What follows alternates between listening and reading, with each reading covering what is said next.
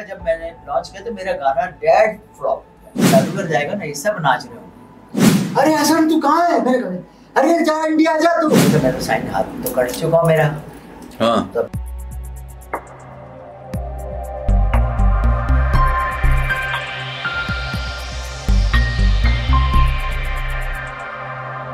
बिस्मिल्लाहिर्रहमानिर्रहीम। अल्लाह के नाम के साथ जो बड़ा मेहरबान और निहायत रहम करने वाला है। आज हमारे स्टूडियो में बहुत ही ख़ास किस्म की पर्सनैलिटी मौजूद है, बहुत अच्छे आर्टिस्ट, बहुत ही अच्छे सिंगर मौजूद हैं। एक ऐसे सिंगर हैं ना सिर्फ उन्होंने पाकिस्तान में बल्कि पूरी दुनिया में, ख़ास तौर पे इंडिया में अपनी सलाहियतों का लोहा मनवाया है। आप सब उनको जानते हैं और मैं भी, अगर मैं ये कहूँ कि उनको बचपन से नहीं तो लड़कपन से तो ज़रूर देख रहा हूँ तो गलत ना होगा। तो आइए आपकी मुलाकात कराते हैं the one and only Hasan Jahangir. अस्सलाम वालेकुम।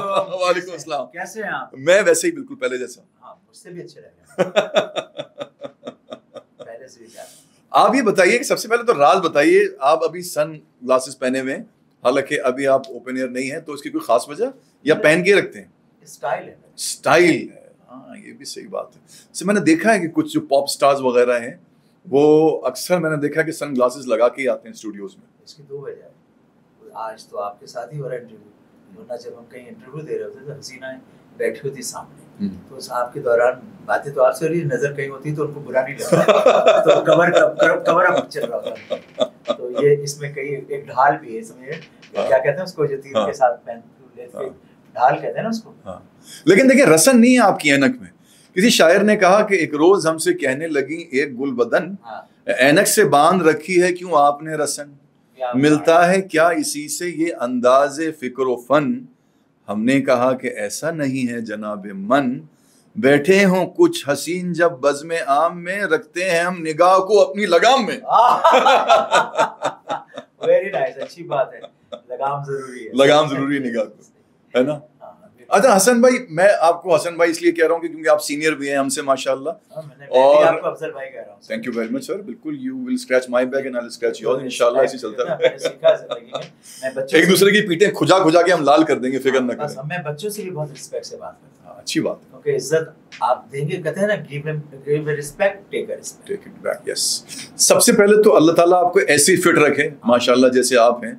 हमने सुना है कि आप नाना ना करते हुए नाना भी बन चुके हैं माशाल्लाह, और अभी भी यू लुक सो फिट। ऐसा लगता है कि कहीं आपका अगर दिया जाए रिश्ते का यानी पैगाम दिया जाए तो लोग यकीन कर लेंगे कि ये आदमी अनमैरिड होगा। रिश्ते चल रहे हैं वैसे अभी भी करना है।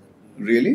अरे जिंदगी में जीने के लिए इससे बेहतर चीज ही नहीं। तो ये तो बड़ा अच्छा होगा कि माशाल्लाह आपका जो नवासा होगा और आपके आने वाले माशाल्लाह जो फर्जंद होंगे या होंगी तो वो दोनों एक ही उम्र के होंगे। माशाल्लाह उससे छोटी होगी ना, नवासा मेरा बड़ा है। अच्छा, नवासा बड़ा है, 6-7 महीने का बाद होने वाला है माशाल्लाह। हाँ, तो नवासा गोद में खिला रहा होगा मेरे बच्चे को। तो कहीं बात चल रही रिश्ते की? चलती रहती है सर। मैं रिश्ते की बात कर रहा हूँ, मैं और किसी चीज की बात नहीं। मेरा एक दोस्त था मरहूम, अल्लाह को गनी करे रहमत करे, मलिक अनूर साहब, उनसे सीनियर थे, बहुत मैंने बहुत कुछ सीखा। तो उनसे हाँ भाई जादूगर, मुझे जादूगर बोलते हैं, मोइन भाई वगैरह, अल्लाह को गनी करे रहमत। क्योंकि उसकी वजह ये तखल्लुस उन्होंने दिया था कि हम शोज करने जाते थे, बड़े बड़े पास जगह पे हम जाते हैं, कोई ऐसा शो था वो आइटम कर रहे हैं, लोग हंसी नहीं रहा, कोई सिंगर गा रहा है, तालियां भी इतनी बज जाती, तो हर आदमी कहता था भाई एक अजीब क्राउड है, साउंड बुरा है, कोई ये। मोइन भाई कहते हैं भी जादूगर जाएगा ना, ये सब नाच रहे होंगे, मुझे कहते थे। तो यही होता था कि वो कैसे भी फंक्शन हो, और जब मैं परफॉर्म करने जाता था तो जो यूं कर रहे थे यूं कर रहे होते थे, पागल हो जाते थे, एंजॉय कर रहे थे। तो इसलिए तो उसने कहा मुझे, मलिक साहब ने, हाँ भाई जादूगर। मैंने बस सर बोलिए, कहले कि आदमी जहाँ भी जाए अपने घर जाए, जिस मुल्क में भी जाए अपने घर में जाए। कैसे? मगर मतलब इतनी शादी वो करे कि हर मुल्क में उसका घर हो, उसका अपना घर हो। मगर आपने गाने में तो अलग पैगाम दिया लोगों को और बोला कि शादी ना करना यार, उसके बाद पछताओगे सारी लाइफ। उसके बाद अंदाजा हुआ कि मैं दूसरा गाना उसको रिमिक्स कर रहा हूँ, शादी अब कर लो यारो, खुश रहोगे सारी लाइफ। अच्छा, चेंज कर दिया। चलिए, ये तो अच्छा हो। 40 साल जो है वो ना करने के फायदे बता दिए, अब 40 साल करने के बेनिफिट्स बताऊंगा। मगर बेचारे वो लोग जो 40 साल तक बेचारे कुंवारे रह गए और अब उनकी उम्र नहीं है, वो तो फिर आप देखें ना, अब उनके साथ तो ज्यादती हो गई। 40 साल पास की दुआएं दे रहे होंगे कि अच्छा कि उस वक्त मेरे हालात सही नहीं थे, मैंने नहीं की। और अब जो कहूँगा कर लो यार, तो कहेगा हाँ भाई मेरे पास सब कुछ है, गाड़ी बंगला जमीन जायदाद, अब मैं मौज मस्ती करूंगा। अच्छा, ये मौसीकी में मैंने ये सुना है आपके बारे में कि आपने मतलब ये कि correct me if I am wrong कि आपको स्कूल के ज़माने से ही शौक था म्यूज़िक का। बिल्कुल। जब आप इतने ख़ास आदमी नहीं थे, तो ये एक ख़ास से लेके ख़ास तक का जो सफ़र रहा, ये कैसा रहा? शौक कैसे पैदा हुआ? पहले कौन सा रोल मॉडल रहा? किसको सुनते थे? होता है ना, सोर्स ऑफ इंस्पिरेशन तो होती है हर किसी की। ख़ास तो मैं अभी भी नहीं हूँ, उसकी रहमत है ये, अल्लाह का करम है। और ख़ास वही है, उनकी साए पे हम चलते रहते हैं तो ख़ासियत थोड़ी सी बन जाती है, नहीं तो हमारी हैसियत कुछ भी नहीं है। रहा आपके सवाल का जवाब, वो ये है कि स्कूल में फेवरेट पार्टी वार्टी होती है, तो क्लास में 7 में था उस समय, तो जो 9 से पास करके मैट्रिक में जाते, तो मैट्रिक के लोगों बच्चों को 9 वाले पार्टी देते हैं। हाँ। कि ताकि वो, क्योंकि वो 9 से 10 में चले जाएंगे तो वो तो मूव हो जाएंगे स्कूल से। तो म्यूजिकल उसमें इवेंट था, ये था, तो मुझे बड़ी मुश्किल से स्कूल में मैं मशहूर था कि गाते हैं ये।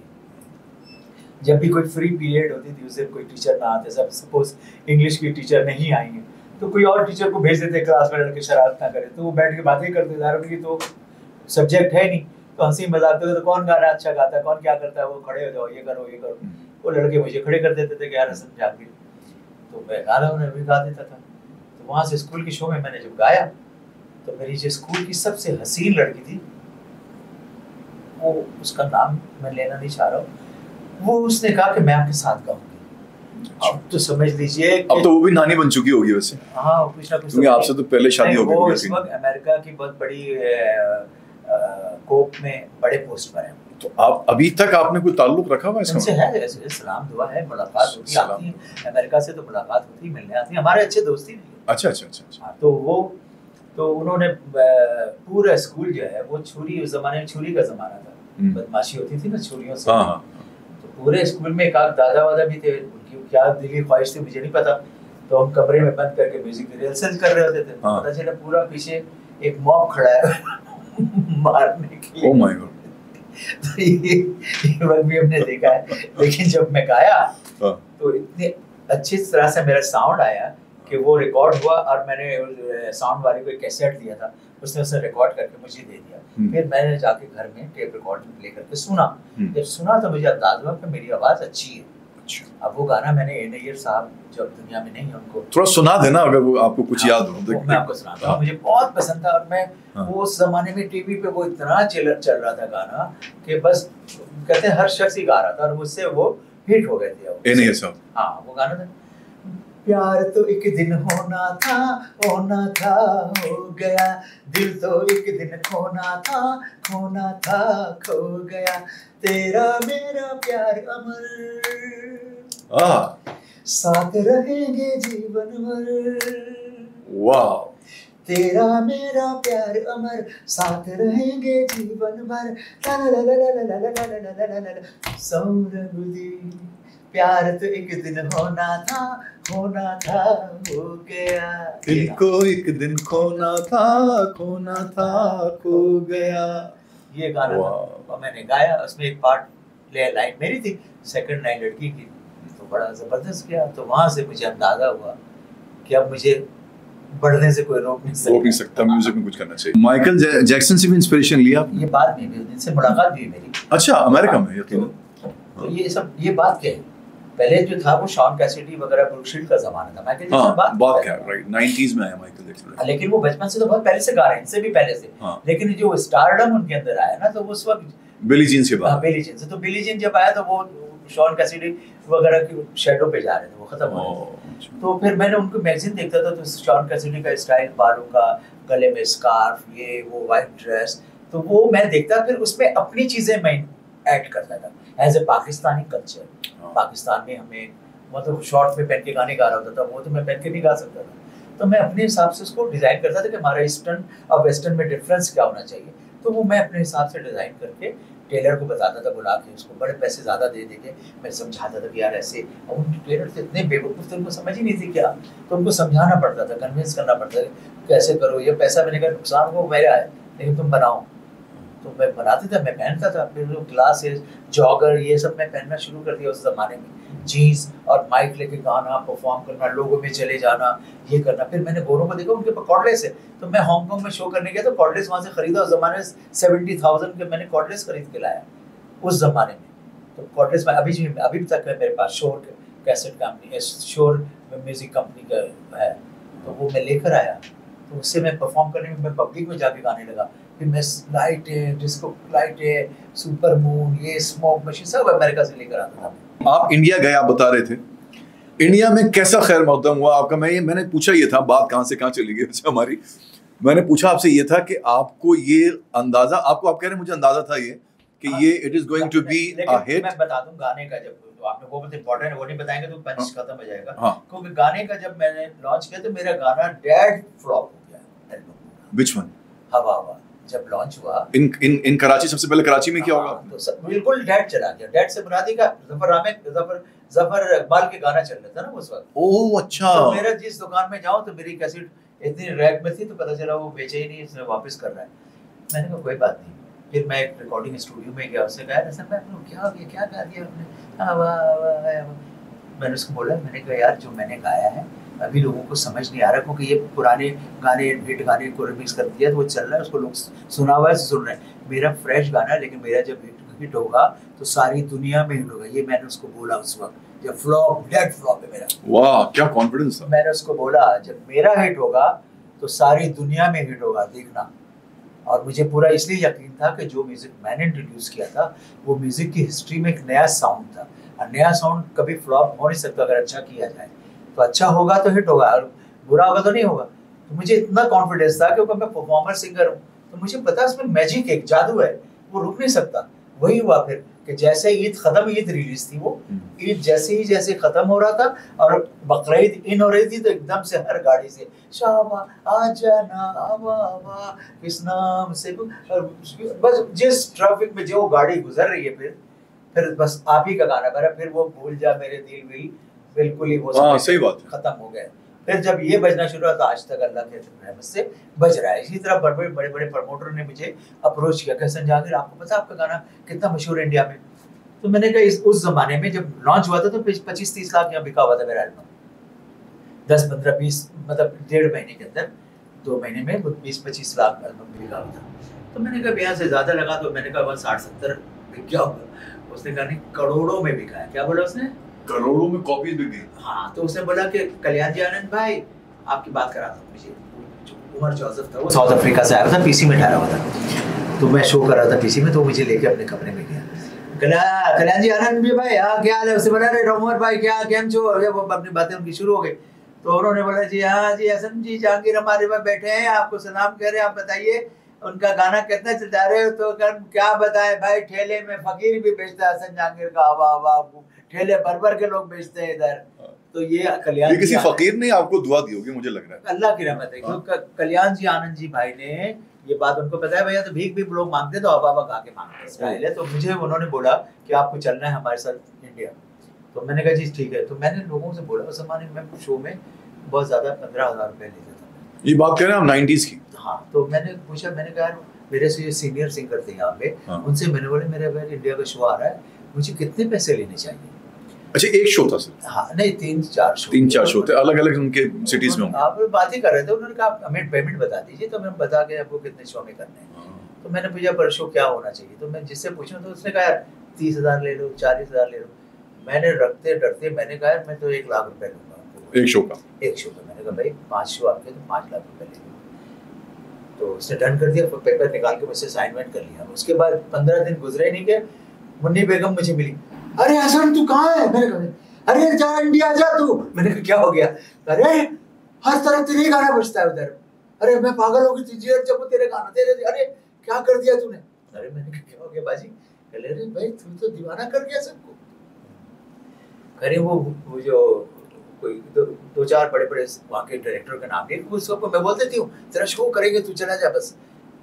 उसके बाद दुबई के बड़े शेख आए मेरे पास, उन्होंने कहा भी आपको इंडिया चलना है और ये है वो है, और हम पूरे पाकिस्तान इंडिया में बिलबोर्ड्स लगेंगे बड़े आपके, ये लगेगा और हम इतना आपका शो करेंगे, 20-25 शो में करना है और पूरे भारत में हम आपका शो करेंगे। तो आप बिलबोर्ड वगैरह सब बड़ा आपको लगेगा सारा हर जगह, इंटरव्यूज ये वो आपको वेलकम हो किया जाएगा, फिल्में भी हैं 3-4 वो भी आप करेंगे, ये करेंगे, आप सेटअप कर लें बस शो डन करें, उसके बाद मैं सब जुड़ गया। अब मैंने कहा मैं तो साइन हाथ तो कर चुका हूँ मेरा। हाँ। तो मैंने कहा मैं तो किसी से बात किया, मैंने कहा इनको भी मैंने आश्रय पे रखा कि मैं बताता हूँ। तो मैंने उस आदमी को फ़ोन किया, मैंने कहा यार, वो कह रहा मैं आऊँगा अभी कराची आने में, मुझे 1 हफ्ता लगेगा। तो मैंने कहा ठीक है, आ जाए, काम है मुझे। वो कराची आया तो मुझसे रब्ता किया उसने। मैंने कहा यार देखिए भाई, मेरे साथ ऐसा हो रहा है और मैं दूसरे स्टैंडर्ड पे अब काम करना चाह रहा हूँ, मुझे पैसे भी बहुत मिल रहे हैं, तो आप मेरे साथ एक काम कीजिए कि मैं ये कॉन्ट्रैक्ट मेरा ख़त्म कर दीजिए, आपका 1 शो मैं कर दूँगा, जितने भी आप पैसे भी नहीं देंगे तो भी 1 शो मैं आपका कर दूंगा, इसके प्लेंटी के तौर पे जो आपसे बात की। हाँ, मगर उन्होंने आपको यानी आपको एक तरह से बाउंड किया था कि आप उन्हीं के शो करेंगे इंडिया में, और किसी के नहीं कर सकते। अच्छा अच्छा अच्छा अच्छा, ठीक ठीक है। कॉन्ट्रैक्ट होता है तो इसी तरह का होता है। मिसाल के आपको मैं ले जा रहा हूँ अमेरिका, पता चला 15 दिन बाद आपका शो, आप 4 दिन से पहले किसी और के साथ चले गए, शो मैं किसको बेचूंगा? सही बात। तो उन्होंने मान लिया, खैर उन्होंने कहा ठीक है मैं कुछ करता हूँ। तो कॉन्टैक्ट उन्होंने मुझे रिलीफ दे दिया कि आप कर सकते हैं, 1 शो मेरा आप कर दीजिए। मैंने कहा उसका बेटर। तो इनसे डील हुई, इनसे मेरी 3 लाख रुपए पर शो उस ज़माने में मेरी डील बनी। तो फिर इंडिया गए तो माधुरी दीक्षित और किसी से मिले वैसे ये नदीम शेरवन, ये वो गोविंदा, मिथुन जी, सभी लोग जितने बड़े बड़े स्टार उस ज़माने के सभी वहाँ के। पामेला वहाँ की एक मॉडल थी बहुत बड़ी, वो निकिता ताजपाल, तो पामेला को मॉडल की फिल्म बनी थी शत्रुघ्न सिन्हा। तो मेरा टाइम इंडिया टुडे लिखता है, in between India and Pakistan relation goes to strong is not credit goes to Rajiv Gandhi and Benazir Bhutto, all credit goes to mister Hasan Jahangir, हवा बसुई बॉम्बे, वाइल्ड हिस्टीरिया, ये वो इंडिया टुडे और आपका mid day, time magazine India, ये फला सब में सारी अखबारात उनके का एक स्क्रीन मैगजीन फिल्म, इतने बड़े बड़े ब्लॉग मेरे एक दिन में 3-3 4-4 छप रहे हैं और बस एक दुनिया सारा। तो जब मैं शो करने गया तो जब मैंने देखा तो मैंने अपनी मैनेजर निवेदिता शर्मा से मैंने कहा, Nivedita what's wrong here? Why? This is lot of fire brigades and police are there standing here. This is for you, sir. मैंने कहा ओके। तो उसने कहा कि आपके लिए सब ये चीज़ें इमरजेंसी सारी चीज़ें लगाई गई हैं कि आपको कोई मसले प्रॉब्लम ना हो। क्योंकि वैसे तो आग लगा दी थी ना आपकी हवा बने में, आग लगाई थी तो फायर ब्रिगेड शो में तो समझ लें मजमा जुम्बे काफी। कितने शो किए फिर? मैं कैलकुलेट करना चाह रहा हूँ 3 लाख से 4 शोज किए मैंने। अच्छा, क्योंकि मेरे पास परमिशन, उस तरह की परमिशन इंडिया पाकिस्तान की होती नहीं। तो इंडिया के बड़े बड़े लोग आके मेरे पास, हसन जी आप इतने बड़े कलाकार हैं, इस शो में मुझे फला अवार्ड के शो में बुला रहे हैं हसन जहांगीर। अब आपको बताता हूँ, एक वहाँ पर मुझे राज कपूर अवार्ड मिला। अब वो जिस हॉल में हो रहा था, पहले तो मैंने वहाँ शो के तो जितने अंदर थे उससे डबल बाहर थे लोग। मैं गाड़ी में छुप के किचन से भाग के, मेरी 2 मर्सिडीज मुझे दी गई थी शोफर के साथ, वो इतनी पॉपुलर हो गई थी कि उसको लड़कियां किस गाड़ी पे रंग जड़ जाते था, नहीं। गाड़ी कहीं खड़ी हो जाती, उसको हसन जहांगीर आइलर है, हसन जहांगीर आइलर है, बस वो मशहूर था। तो मैंने गाड़ी पड़ी, मुझे तो ये पता था, तो मैंने कहा गाड़ी बिल्कुल ऐसी जगह पार्क करो जहाँ से मैं निकलूँ तो गाड़ी में बैठ के निकल। वो मैं किचन से निकला, क्योंकि बाहर से निकलता तो लोग भरे हुए थे उधर किचन, वहाँ से भी पता चल गया गाड़ी खड़ी हुई ना, तो मजमा बड़ी मुश्किल से मैं निकल कर गया। मैं हाजी अली में पहुंचा, जूस भी निकली तो पूरी गाड़ी वहाँ गिर गई। हसन जहांगीर पे तो मशहूर था मैं, मतलब जिधर जिस सिग्नल पे मेरी गाड़ी रुकती थी ना तो मशहूर हो गया था कि हसन जहांगीर। तो इस तरह की चीज़ें बड़ा, और बड़ी बड़ी एक्ट्रेसेस बड़ा। तो मैं फिल्म में गाने के लिए किसी ने नहीं कहा वहाँ पे, किसी प्लेबैक सिंगिंग गाया ना, नदीम शेरवन को इंट्रोड्यूस मेरी फिल्म में तो हुआ। 16-17 फिल्म का नाम था, मुन्ना रिजवी डायरेक्टर थे, राजकिरण की फिल्म थी। अपन का तो दिल है आवारा, उससे प्यार करे जो लगे प्यारा, नदीम शेरवन की काम। राजकिरण जो खुद भी एक्टर थे, वो तो नहीं है राजकिरण? नहीं, राजकिरण एक एक्टर भी थे राजकिरण। नहीं, ये नहीं, वो तो विलन थे। मैं जो बता रहा हूँ, ये राजकिरण तो वो हीरो आते थे छवि से गोल रिटायर हो गए, अमेरिका में चले गए। अच्छा, उनको भी मैं जानता हूँ। इस तरह से मुझे बहुत पसीर आई। फिर मैं जब ग्वालियर ले गया तो भाई हेलीपैड मुझे स्टेज पे उतारा गया, वो जुम्मे गफीर लोगों के स्टेडियम के अंदर जगह शो ही। फिर उसी स्टेडियम में माइकल जैक्सन को जैसे मुझे उतारा गया था, फिर माइकल जैक्सन को उतारा, सेम उसी प्लेस माइकल जैक्सन की इवेंट मेरे बाद हुआ। तो इस तरह की चीज़ें अल्लाह रब्बुल इज़्ज़त की रहमत है। सही बात है। अच्छा, वैसे आजकल के ज़माने में टेक्नोलॉजी ने ऐसा कर दिया कि यानी मुझ जैसा आदमी भी can be considered a singer, because technology ऐसी आ गई है कि उसमें आपके आवाज़ और आपकी जो सुर की कमियां हैं, ताल की कमियां हैं, उसको किसी हद तक वो कर देते हैं। इसका जवाब देता हूं। हाँ, बहुत आसान नहीं हो गया वैसे आजकल। एक ज़माना था जब इतना आसान नहीं था। आपके ज़माने में भी आज से 30-35 साल पहले इतना ही आसान है जितना आज के ज़माने में ये काम एक डायरेक्टर आपको करके देता है, बैठ के कैमरामैन डायरेक्टर पूरा सेटअप बैठा होता है एक, और इसी काम को घर में 2 लड़कियां डायरेक्टिंग करके टिकटॉक बना लेती हैं, रोज बेच रही हैं। उसको तो कोई जरूरत नहीं है डायरेक्टर की, कर तो वो भी रही है, वो भी मीडिया पे चली, आपका भी प्रोग्राम चलेगा। लेकिन एक प्रोफेशनलिज्म में जो डिफरेंस है और जो एक मीडिया में जो बना रही टिकटॉक में जो डिफरेंस है, वही डिफरेंस आजकल की जो प्रॉपर सिंगर है उनमें, या जो रेडीमेड जो आपने बताया ना जिस तरह से, उनमें ये डिफरेंस है बस। हिट टिकटॉकर भी, हिट वो भी है जो आपका प्रॉपर प्रोफेशनलिज्म में रिकॉर्डिंग होती है। अच्छा, कभी ऐसे एक सवाल मेरे जहन में आ रहा है, कभी आपको ये फील होता है कि जैसे कुछ आर्टिस्ट होते हैं या कुछ एक्टर्स होते हैं, वो कुछ ऐसा काम कर जाते हैं अपनी ज़िंदगी के अंदर कि वो सारी ज़िंदगी, हालांकि बहुत काम करते हैं, मगर वो उस होल से या उस इमेज से या वो शोहरत की वो बुलंदी से वो नहीं पा पाते, यानी उसके बाद भी। जैसे मिसाल के तौर पे अमजद खान ने सैकड़ों कैरेक्टर्स किए हों, बहुत अच्छे एक्टर थे वो, उससे पहले भी थिएटर के एक्टर थे वो, लेकिन गब्बर सिंह के बाद उनको गब्बर सिंह के नाम से ही हम उनको, और गब्बर सिंह पूरा एक डोमिनेट करता है सारे कैरेक्टर्स पे उनके। हमारे महबूब आलम साहब कैरेक्टर किया उन्होंने वारिस में, उन्होंने कई काम किए। आपको लगता है कि आपका ये हवा भी इतना बड़ा हो गया कि उसके बाद आप कोशिश करते रहे लेकिन वो आपको ब्रेक थ्रू नहीं मिल सका? नहीं, इसमें थोड़ा सा मेरा आपसे ये है कि हर चैनल का, हर आर्टिस्ट का एक पहचान होता है सबसे बड़ा। अभी मैं आपसे बोला फलां टीवी चैनल का आपने उसका वो फलां प्रोग्राम, मैं बोला फलां तो आपने उसका वो प्रोग्राम। बस चैनल को प्रोग्राम की वजह से आप जानते हैं कि उसका ये प्रोग्राम है, और उसका हर प्रोग्राम हिट नहीं है, प्रोग्राम सब अच्छे हैं, वजह शोहरत 1-2 ही प्रोग्राम होती है। इसी तरह जब मैं ये गाना गाया ना हवा हवा, तो मुझे लोगों ने कहना शुरू कर दिया, यार एक गाने में क्या करेगा। तो मैंने कहा कोई बात नहीं। तो मैं गया अमेरिका शो करने के लिए, तो मैंने वहाँ पे मैंने देखा कि काले लोग जो है ना, जो उनका इतना बड़ा, अब उन्होंने शर्ट पैंट यहाँ से अंडरवेयर भी नजर आ रहा है, उनके नीचे तक लटक रही, पैन अब गिरेगी, और उनका स्टाइल ऊपर को जो चले जा रहा है गद्दा ऐसे यूं करके। तो मैं बैठ के मैं देखता रहा, टोपियाँ पहनी होती है सब, और तो मैंने कहा यार अब हवा हवा तो मैं अलग चीज कर चुका हूँ, मैं बैठ के खाली स्टडी करता रहा कि यार मैं जो गाना बनाऊंगा तो ये गेटअप रखूंगा। मैंने अपने आप को अपना डिजाइन कर रहा हूँ अपने दिमाग में। अच्छा, हाँ, कि मैं उनको देख के मैं स्टडी कर रहा हूँ मैं, और मैंने गाना नहीं हिप हॉप ना चुकाओ, मैंने देखा आपने टोपी पहनी हुई है, बड़े बड़े कपड़े खुले हुए हैं, पैंट मेरी भी कर रही है, अजीब अंदाज से मैं कर रहा हूँ। तो वो स्टाइल मेरा हिट हुआ, बाद में सब लोगों ने इंडिया में इधर सब जगह लोगों ने कॉपी किया उसको। तो कुछ वो गाना भी मशहूर हो गया, शादी ना करना यारो पछताओगी सारी लाइन, एकदम डिफरेंट। आप देखें हवा हवा सुने और उसको सुने, आपको लगे बिल्कुल ये अलग आदमी ने गाया, ये अलग गाया। तो मैंने उसको स्टडी किया, फिर मैं देखने लगा। अब उसके बाद फिर मैंने टूर हुआ, तो मैंने देखा बच्चा एक छोटा सा यंग लड़का किड बैठा हुआ है रिसेप्शन पे, मैं भी बैठा हूँ। तो उसकी जो बालों हेयर स्टाइल था वो ताज की तरह, यहाँ से बाल खड़े, बाकी पीछे से चिपके हुए, और ये ताज की तरह ये उसके बाल, वो मुझे बहुत प्यारे लगे बच्चे। मैंने कहा यार उस क्या करूँ, उस तस्वीर भी बनाना मना है। मैं ठक से पेंसिल रिसेप्शन से लिया, पेन और पेपर, और मैंने जल्दी से उसका ड्राइंग कर ली हेयर स्टाइल उस बच्चे की, बिल्कुल माइंड में मैंने ड्राइंग करके मैंने कहा अपने टेलर को,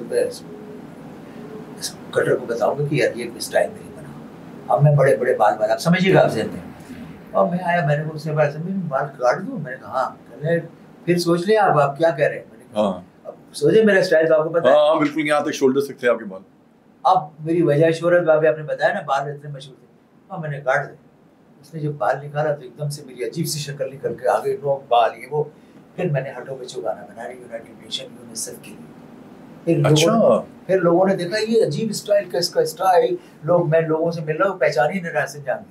फिर वो चीज़, फिर उसके बाद एकदम से स्टाइल आ गया था, आपको देखा होगा सब लोगों ने बाली को खड़े करके रखना लोगों ने। तो ये चीज़ें देखें, जो आपने बोला ना कि एक जगह से निकलते नहीं है, या आप निकलेंगे तो वजह शोहरत आपकी बनेगी ना। अगर आप उसी गेटअप में सारी जिंदगी रहेंगे तो नहीं। मैं किसी हद तक आपकी इस बात से इत्तेफाक करता हूँ, बिकॉज ये जो एक बुलंदी होती है, जैसे कोई स्पोर्ट्समैन भी, सईद भाई ने, सईद अनवर साहब हैं, उन्होंने 194 किया गालिबन वनडे में, तो ऐसा उन्होंने एक ही दफ़ा किया। उसके बाद उन्होंने 100 भी किए, 120 तक पहुंचे, लेकिन ये कि 194 तो एक ही है। तो चाहे वो कोई भी आर्टिस्ट हो, प्लेयर हो, आप जैसा कोई नाज़िया हसन का आज भी वही है ना। हाँ सही बात। तो किशोर साहब का भी ये सब गाने, किशोर साहब ने बहुत अजीब भयानक गाने गाए बहुत अपने टाइम पे, बाद में बहुत अच्छे गाने गाए जो आज तक तस्वीर करते उससे अच्छा दुनिया में सिंगर नहीं। सही ऐसी बात ये हम भी जब आए तो हमने भी हमें पता था हमने कोई स्कूल ऑफ थॉट तो हमारे तो फैमिली कल्चर बैकग्राउंड म्यूजिक का तो है नहीं, हमने तो कभी म्यूजिक गाया नहीं मेरे घर वालों ने कभी। आपने कभी कोई गाना कोई रफ़ी साहब का गाया कभी गाना? आपको पसंद है आपको गाने? उनके हर गाने मुझे अच्छे लगते हैं। कोई गाना गा दें रफ़ी साहब का, मैं बहुत बड़ा फैन हूँ रफ़ी साहब का यार, कोई आपको याद आ रहा हो तो। आपने बहुत अच्छी बात कही, मुझे बहुत पसंद है उनके गाने और मैं आपको 2 लाइन सुना देता हूँ। हाँ क्या हुआ तेरा वादा, वो कसम वो इरादा, भूलेगा दिल जिस दिन तुम्हें, वो दिन जिंदगी का आखिरी दिन होगा। क्या हुआ तेरा वादा, वो कसम वो इरादा। वाह वाह वाह वाह वाह, मजा आ गया भाई। Thank you very much for like taking out some time and coming in my show. खुश रहे हमेशा, ऐसी रहे, ऐसी जवान नजर आते रहे। ठीक है, लेकिन आपके चैनल से मैं एक बेनिफिट उठाना चाहता हूँ अगर आप प्लीज प्लीज। जी, मेरा म्यूजिक चैनल रिकॉर्डिंग स्टूडियो है और audio visual training centre Hasan Jahangir music academy और नॉर्थ इलाहाबाद एल ब्लॉक पे तैमूरिया लाइब्रेरी के अंदर। तो न्यू जनरेशन की कोचिंग के लिए हमने स्टार्ट किया है ताकि जो कुछ मैंने सीखा है, जो कुछ अल्लाह ने मुझे दिया है, वो मैं चाहता हूँ कि अपकमिंग जनरेशन को ट्रांसफ़र करना चाहता हूँ। तो आप सब आइए, वॉच कीजिए, देखिए, सुनिए, महसूस कीजिए। अब मेरा यूट्यूब चैनल हवा हवा बाई हसन जहांगीर को लाइक करें, सब्सक्राइब करें और मुझे फॉलो करें इंस्टाग्राम पे हसन जहांगीर ऑनली। जी जनाब, तो ये थे हसन जहांगीर साहब। मैंने बहुत एंजॉय किया, बहुत लुत्फ आया इनसे बात करके। दोबारा से हवा हवा वाले, हम जैसे कहते हैं ना नॉस्टैल्जिया, नॉस्टैल्जिक होता है बहुत, तो हम उसी एरा के अंदर पहुंच गए। उम्मीद है कि आप लोगों ने भी बहुत पसंद किया होगा। इंशाल्लाह फिर अगले किसी एपिसोड में किसी और शख्सियत के साथ हाजिर खिदमत होंगे। तब तक के लिए अपना बहुत ख्याल रखिए। फी अमानिल्लाह।